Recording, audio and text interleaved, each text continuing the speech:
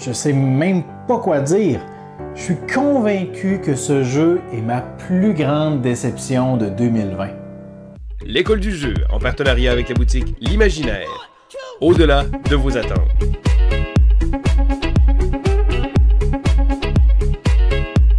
Hey, salut la gang, c'est JP pour l'école du jeu et bienvenue dans ce segment Quoi de neuf JP pour ce qui est du mois d'août 2020. Alors dans cette vidéo, nous avons une panoplie de sujets à aborder. Si vous le désirez, vous pouvez utiliser la barre de défilement ou la section description de la vidéo dans laquelle j'aurai placé des marqueurs de temps qui vous permettront de bondir d'un endroit à l'autre dans la vidéo pour aller survoler les sujets qui vous intéressent le plus. Alors dans cette vidéo, nous parlerons entre autres des statistiques de la chaîne, section dans laquelle je vais d'ailleurs vous parler d'un seuil vraiment spécial qu'on s'apprête à franchir. Je vous parlerai pendant quelques minutes à peine de mon contexte de rentrée scolaire, donc le retour au travail pour moi. Je vous parlerai bien évidemment de mes expériences de jeu du mois et on terminera la vidéo avec les projets à venir, les jeux que je souhaite vous présenter. C'est donc au mois d'août 2020 que nous avons franchi la barre des 10 000 abonnés. On a profité de cet événement, parce que oui, on peut appeler ça un événement, pour s'adresser à vous directement. Vince et moi avons tous les deux lancé un Facebook Live il y a de cela quelques semaines, le jour même ou le lendemain de l'atteinte de ce seuil pour vous remercier et pour aborder différents sujets. Donc, je commence cette vidéo en vous remerciant encore une fois. On est toujours étonné de voir qu'il y a de plus en plus de gens qui s'intéressent à nos vidéos, qui s'intéressent à ce qu'on a à dire sur l'univers du jeu de société. Alors, merci de nous suivre. D'ailleurs, au mois d'août, on accueille 341 nouveaux abonnés. On vous salue, on vous souhaite la bienvenue dans l'aventure de l'école du jeu. Si vous êtes nouveau parmi nous, laissez-nous un commentaire et nous fera plaisir de vous saluer personnellement. D'ailleurs, dans le mois d'août, nous vous avons proposé 24 vidéos différentes et si on prend tous les visionnements totalisés dans le mois, ça nous donne 79 000 visionnements. C'est énorme. Et c'est pourquoi on s'apprête justement à franchir un nouveau seuil, probablement durant le mois de septembre ou peut-être début octobre, le seuil des 2 millions de visionnements total sur notre chaîne. C'est exceptionnel. Si la tendance se maintient, nous serons la première chaîne ludique francophone en Amérique à atteindre les 2 millions de visionnements, chaîne dédiée aux jeux de société et en Amérique seulement et francophone, mais tout de même, ça vaut la peine de souligner cet événement exceptionnel. D'ailleurs, pendant le mois d'août 2020, la vidéo qui vous a attiré le plus ou qui vous a intéressé le plus, c'est ma critique de Tainted Grail avec ses 5200 visionnements. D'ailleurs, je vous reparlerai un peu de Tainted Grail un peu plus tard dans cette vidéo. Donc, le mois d'août, pour moi, c'est synonyme de retour au travail. En étant enseignant, eh bien, la rentrée scolaire ici au Québec se fait vers la fin août, début septembre. On a toujours quelques jours des journées pédagogiques qu'on appelle, où on peut faire de la préparation de classe, préparation de matériel, monter des activités, des projets, quoi que ce soit en classe.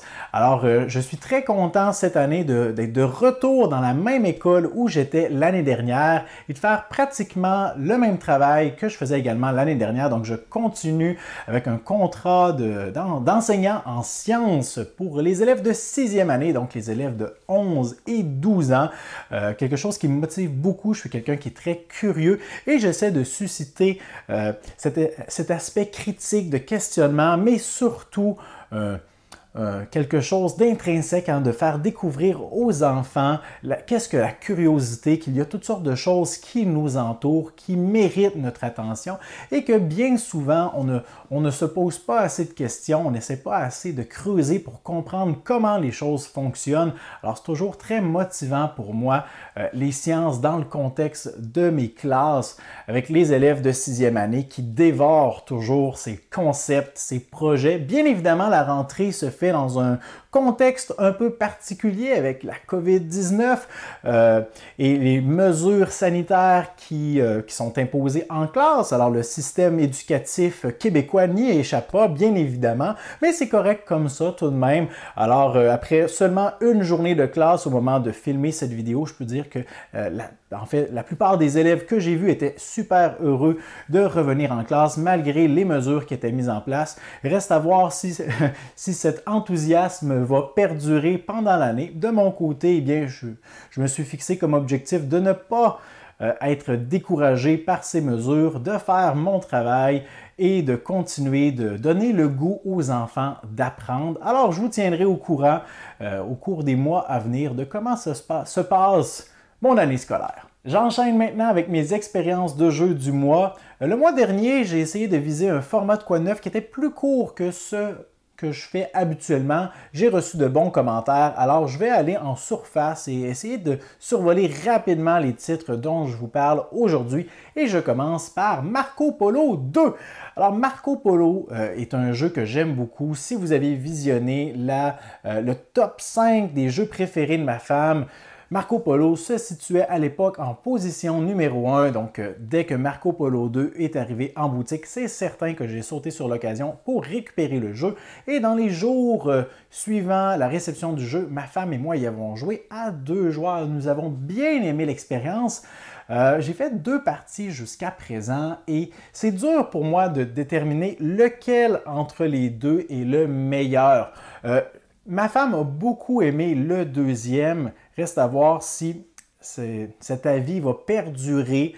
Je crois qu'il faudrait vraiment faire une partie du premier, une partie du deuxième dans un laps de temps rapproché pour être en mesure de les comparer de façon plus efficace. Personnellement, je trouve que le deuxième est très très bien. Il y a plusieurs choses qui ont été un peu simplifiées, entre autres le voyage d'une zone à l'autre qui est maintenant moins complexe à mettre en place, tout ça, mais on a rajouté beaucoup de petits mécanismes ici et là. On a rajouté une ressource supplémentaire, on aura rajouté des espèces pas de contrats, mais plutôt des espèces de passeports qui vont nous permettre c'est pas le vrai terme, en fait j'oublie le vrai terme, mais qu'on va pouvoir donc récupérer, qui vont nous donner des revenus, qui vont nous donner parfois des occasions de faire des points de victoire, mais qui vont nous donner également accès à des raccourcis pour voyager sur la carte. On a rajouté donc plusieurs petites choses, changé quelques lieux également d'activation. On a maintenant des cartes qu'on va changer à chaque tour, donc quelques manipulations en plus. Et ça, dans ce jeu, je trouve que ça fait en sorte que c'est difficile de suivre ce qui est en train de se passer. On est toujours en train de rafraîchir le plateau, en train de manipuler plusieurs choses. On a plusieurs sources de revenus à garder en tête. Je me demande si c'est pas rendu trop à ce point-ci. Mais bref, il faudrait vraiment que j'y rejoue pour me faire une véritable tête sur Marco Polo 2. On continue avec un jeu dont je vous ai parlé amplement dans les derniers mois, donc ce sera très bref, mais j'ai eu l'occasion de jouer à Era, l'âge médiéval. Et ce qui est particulier, c'est que j'ai eu l'occasion d'y jouer avec l'un de mes anciens élèves à qui j'enseignais l'année dernière, Léonard. J'ai joué avec son père, également Daniel, s'ils écoutent cette vidéo. Je vous salue les gars. Et donc, on a joué à Era. Et c'est un jeu que j'aime bien, qui a ses défauts, qui a, oui, une part de hasard qu'il faut accepter tout de même, qui peut paraître impardonnable si on ne réussit pas à générer assez de ressources ou à récupérer assez de dés pour générer assez de ressources à un moment donné. Il y a aussi là, une espèce de mécanisme où est-ce qu'à un certain point, c'est presque impossible de revenir dans la partie, un point de non-retour où est-ce qu'à un moment donné, on sait qu'on ne sera pas du tout dans la compétition et tout ce qu'on peut faire, c'est essayer de nuire aux autres. Mais c'est toujours un petit jeu que j'aime jouer. Je sais d'ailleurs qu'il y a une extension qui était prévue pour le Gen Con, qui a été repoussée. Extension qui va inclure des herses, qui va inclure des sentiers, je crois, des routes, des rivières également. Alors, j'ai bien hâte de voir cette extension apparaître dans ma boutique préférée. parce que Era est un jeu que j'aime beaucoup et reste à voir si l'extension va rendre le jeu plus long ou tout simplement lui donner plus de variabilité. Ça serait bien intéressant. Je continue avec un petit jeu que j'ai reçu dernièrement qui s'appelle Master Word, qui sortira dans les boutiques au cours du mois de septembre, si je ne me trompe pas. Nouveau titre chez le Scorpion Masqué. Je n'ai fait qu'une partie jusqu'à présent, alors c'est pas assez pour que je puisse vous donner mon avis. Je vous proposerai certainement une critique au cours du mois de septembre. Mais ce que je peux vous dire par contre, c'est que j'aime bien le concept est bien original. Master Word est un jeu où dès le début de la partie, on aura le guide ou le maître de jeu, si on veut, qui va piocher une carte sur laquelle il va y avoir une catégorie et un mot. Par exemple, la catégorie que j'avais piochée, c'était film, et le film était La Matrix. Alors, je dois essayer En fait, les joueurs doivent essayer de deviner ce mot, et ils connaissent la catégorie film. Ils ont 90 secondes pour discuter entre eux, et inscrire des pistes, des mots, des expressions, des catégories sur chacun leur carton qu'ils vont disposer devant le guide. Et le guide, silencieusement, sans parler, devra consulter chacun des indices. Alors, en sachant qu'il s'agit de la catégorie film, quelqu'un pourrait dire comédie, fantastique, pourrait dire policier, pourrait mettre un acteur, par exemple, Daniel Craig, pourrait mettre surnaturel, sci-fi, et le guide, par la suite, une fois que toutes les pistes vont être devant lui, va devoir indiquer aux joueurs, sans parler, combien de bonnes réponses ils ont, mais sans préciser lesquelles de ces pistes sont les bonnes réponses. Alors, si parmi les indices qui sont devant moi, je distingue 2 pistes qui sont bonnes, qui m'amènent vers la Matrix, je pourrais indiquer 2 bonnes réponses, mais les joueurs ne savent pas lesquelles. Donc, dans une deuxième manche, ils devront essayer de trouver de nouvelles pistes qui vont leur permettre de faire une espèce d'entonnoir vers la bonne réponse. Alors, je vous donnerai plus de détails là-dessus une fois que j'aurai joué un peu plus. J'ai évidemment continué un peu ma campagne de Tainted Grail après vous avoir proposé ma critique au début du mois, mais je n'y ai pas joué plusieurs heures depuis ma critique. C'est pourquoi je n'ai pas vraiment de nouvelles informations à vous donner. Mais par contre, vous pouvez être certain que dès que j'aurai passé à travers quelques gros jeux que je veux vous présenter, je vais replonger dans l'univers d'Avalon pour continuer ma campagne parce que, comme je le disais dans ma critique, si vous ne l'avez pas déjà vu, vous irez jeter un coup d'œil. Mais c'est un jeu avec beaucoup de défauts, selon moi, beaucoup de petites choses qui auraient pu être mieux, qui auraient pu être améliorées. Bien évidemment, ça dépend des goûts de tout le monde, mais à mes yeux, les nombreux petits points négatifs n'étouffe pas les immenses points positifs du jeu à mon œil.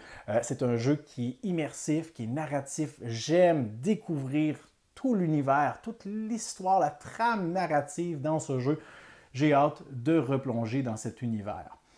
Je vous parle maintenant de Time Stories Madame. Madame qui est la conclusion du cycle blanc de Time Stories dont on voit les boîtes juste ici.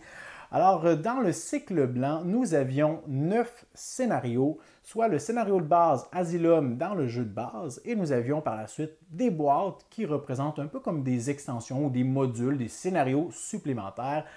Madame étant la finalité, l'épiphanie, si on veut, la conclusion de ce cycle. Et donc, nous avions fait, mon groupe et moi, tous les autres scénarios avant. Et là, c'était maintenant le temps de conclure l'aventure. Et quelle déception! Oh là là là là là là! Je ne sais même pas quoi dire. Ce jeu est très certainement ma pire déception de 2020, précisément le scénario Madame, parce que Time Stories est un jeu qui, étrangement, j'ai aimé détester. Il y a des scénarios qui ont une thématique immersive, originale, mais c'est souvent la fin des scénarios qui vient tout gâcher. Et parfois, dans certains de ces scénarios, la fin n'est pas si mal, et ce qui fait en sorte que l'expérience générale est agréable. Mais quand on passe 3 heures, parfois 4, parfois 5 dans un jeu, un scénario, on souhaite que la conclusion soit satisfaisante. On veut avoir l'impression que, wow, on vient d'investir 5 heures de notre soirée et là, on est à l'aboutissement, à la conclusion, le zénith de l'histoire. Et dans Madame, c'est tout le contraire. Et je ne veux pas gâcher quoi que ce soit, mais je ne peux pas laisser ça comme ça, je ne peux pas laisser ça passer. Je vais dire une chose qui ne va pas gâcher l'histoire. Mais Madame n'a aucune conclusion. Il n'y a pas de conclusion à la trame narrative dans laquelle j'ai investi près d'une trentaine d'heures pendant 9 scénarios. Et ça vient me frustrer. Ça vient me décevoir parce que j'ai tellement voulu aimer Time Stories. J'ai tellement, à chaque scénario, eu le désir que celui-ci soit meilleur que le précédent.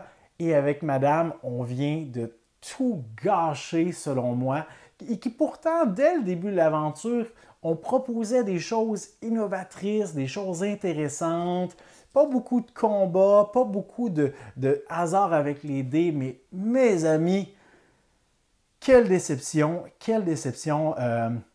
Et là, je dois vous avouer que je suis un peu réticent quant au cycle bleu. Par exemple, le projet Adal que j'ai juste ici derrière moi, qui est le nouveau cycle, la nouvelle série dans l'univers de Time Stories, qui apparemment a changé beaucoup d'informations. Je vais commencer l'aventure, bien évidemment, c'est certain, mais ce ne sera pas sans avoir un arrière-goût en bouche avec ma très mauvaise expérience de Time Stories Madame.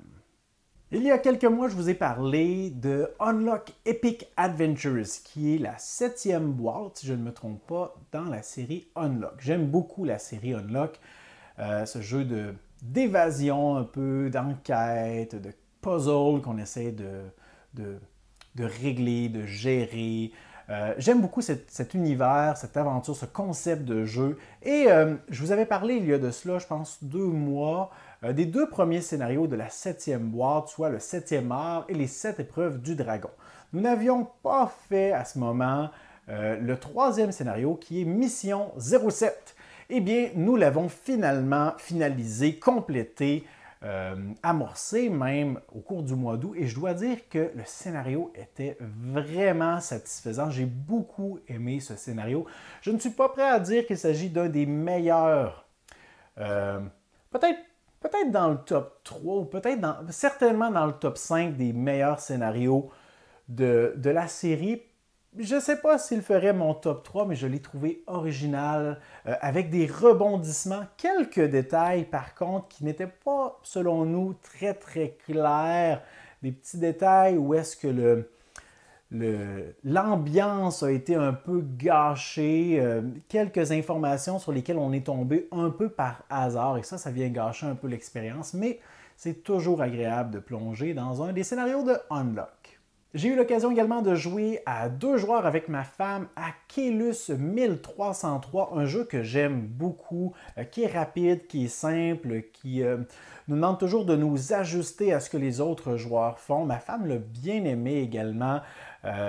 Et il faut dire que ces temps-ci, on n'a pas l'occasion de jouer très, très souvent. Donc, lorsqu'on joue ensemble, je suis toujours déchiré entre est-ce que je lui propose un jeu qu'elle connaît déjà et qu'elle aime beaucoup ou j'essaie de pousser un nouveau jeu pour pouvoir en parler sur la chaîne. Alors, je suis toujours en train de jongler avec ces 2 possibilités.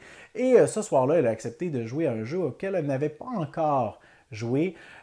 Et Keylus étant un jeu assez simple, assez rapide, je me suis dit, c'est l'occasion parfaite d'y jouer ensemble. Elle a beaucoup aimé. Je crois que je l'ai complètement démoli à ce jeu, mais il faut dire également que nous avions eu quelques coupes de vin, alors on va mettre ça sur le dos de l'alcool. Hein? Et finalement, je vous parle de ma réception de prototype du mois. Il s'agit de Perseverance Castaway Chronicles, mon jeu le plus attendu de 2020, même s'il va arriver en 2021, je sais. Mais j'ai eu l'occasion d'y jouer dans ces 2 configurations, c'est-à-dire l'épisode 1 et l'épisode 2. Je vous proposerai certainement une critique complète sur les 2 épisodes prochainement. Vendredi dernier, je vous ai proposé la présentation assez tout de même en détail de l'épisode 1. Alors, j'ai dépassé le 15 minutes habituel pour vous donner le plus d'informations possible, mais dans un format plus court que ce que toute l'explication des règles aurait requiert. Et donc, ce que je peux vous dire, c'est que l'épisode 1 est très bien. L'épisode 1 est très bien fonctionnel. Par contre, il y a un détail dont je veux absolument vous parler, c'est qu'en jouant à Persévérance épisode 1, je n'ai pas ressenti l'étincelle que je ressens habituellement lorsque je joue à un jeu de Mind Clash Games. L'étincelle qui est souvent provoquée par l'aspect asymétrique. Et ça, je dois vous avouer que ça m'a un peu déçu de l'épisode 1. Par contre, et ça c'est probablement le par contre le plus important de cette vidéo, par contre, l'épisode 2 est exceptionnel. L'épisode 2 va vous donner une tonne d'aspects asymétriques. On reprend sensiblement le même mécanisme que l'épisode 1. On va vous donner la possibilité dans l'épisode 2 de jouer à une version débutante où on va enlever plusieurs aspects avancés, complexes du jeu, ou une version avancée où là on va mettre le paquet. Vous allez avoir des plateaux individuels asymétriques également en cours de partie. Vous allez pouvoir les personnaliser. Je crois qu'il y a une trentaine d'améliorations qu'on peut aller récupérer en cours de partie. Plusieurs actions. On peut décider de se concentrer sur le déploiement de campements, sur le déploiement des outposts également, sur l'exploration. On peut se concentrer sur les aventures. Alors, une tonne de choses à faire. Et là, c'est là que le jeu prend tout son sens, toute son essence repose sur l'épisode 2. Alors, si vous avez été refroidi par l'épisode 1, parce que je le sais comment les gens sont, lorsqu'un jeu sort sur Kickstarter, on va regarder une première vidéo et si celle-ci ne nous intéresse pas, eh bien, on va dire « Ah, ce n'est pas un jeu pour moi, ça ne m'a pas accroché ». Et selon moi, c'est une grave erreur d'avoir peut-être présenté l'épisode 1 de cette façon qui est très bien, comme je le disais, mais qui est tellement moins intéressant que l'épisode 2. Alors, lorsque je vais sortir la vidéo de l'épisode 2, je vous en supplie, allez jeter un coup d'œil. Vous allez voir à quel point on est à un autre niveau et que c'est vraiment le cœur du jeu. Et finalement, pour terminer cette vidéo, je vous parle de mes projets du mois de septembre. Alors, j'ai prévu bien évidemment vous présenter un survol de l'épisode 2 de Persévérance Castaway Chronicles. Une vidéo qui sera certainement beaucoup plus courte que le premier épisode puisque je vais prendre en considération que vous êtes déjà familier avec le mécanisme principal de placement de dés, mais on regardera un peu plus en détail les aspects asymétriques, les différences entre l'épisode 1 et l'épisode 2. J'aimerais également vous présenter Margraves of Valeria, Margrave de Valeria, un jeu que je trouve bien intéressant. Je n'y ai pas joué encore. Je vais continuer de creuser un peu sur ce jeu et je vous en ferai probablement la présentation prochainement. Et j'aimerais bien continuer de vous présenter à chaque samedi notre stagiaire de la semaine, c'est-à-dire de vous présenter une chaîne YouTube dédiée aux jeux de société qui débute, qui émerge ou qui, selon moi, n'a pas assez d'attention, n'a pas reçu l'attention qu'elle mérite. Alors, chaque samedi, exceptionnellement, la semaine dernière, je ne vous ai rien présenté parce que je n'avais pas d'Internet, mais j'aimerais donc continuer de vous présenter de nouvelles chaînes YouTube dédiées aux jeux de société à chaque samedi et faire également la même chose le dimanche avec la série « Il ne doit en rester qu'un ». On a passé à travers la majorité des casiers et des compartiments qui sont derrière moi, mais croyez-moi, il me reste encore plusieurs épisodes à vous présenter. Et peut-être également qu'au cours du mois de septembre, j'aimerais vous présenter un nouveau top 10 ou top 5, je ne sais pas encore, mais si vous avez des idées ou des suggestions, prière de me laisser des commentaires sous la vidéo concernant une thématique ou une catégorie de top 5, de top 10 original qui pourrait vous intéresser. Alors voilà pour ce Quoi de neuf GP, j'espère que vous avez apprécié. Si c'est le cas, laissez-moi un pouce vers le haut, laissez-moi vos commentaires sous la vidéo et considérez vous abonner à notre chaîne si ce n'est pas déjà fait. Et moi je vous dis merci pour votre écoute et à la prochaine. 1, 2